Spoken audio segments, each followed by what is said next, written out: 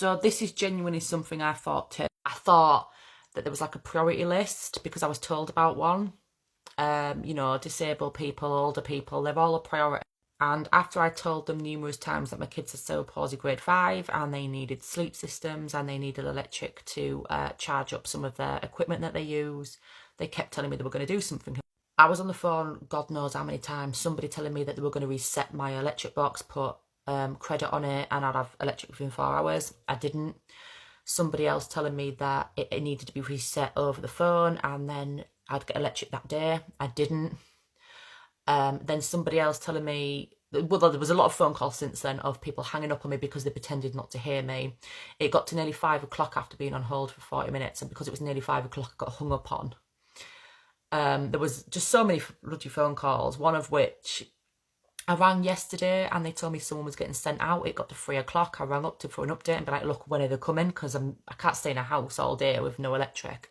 Apparently no one was coming. They hadn't put it through even though they told me they had, and they'd ring me back with an update. They put a complaint through and they put me through to somebody higher who could help me. That somebody higher was a transport company who didn't deal with British Gas, and I had no idea why I was put through to them. Literally put me through to complete wrong people for me to then ring again and start from the beginning. He was then asking me the same questions and I was like, no, I'm not freaking answering them. I've just answered these questions on my last phone call. Anyway, finally after 5 days, Timothy finally came through. He told me he was going to try and send somebody out, but unfortunately it was getting too late to do it now and he'd ring me first thing in the morning. I made it clear to him I didn't believe him.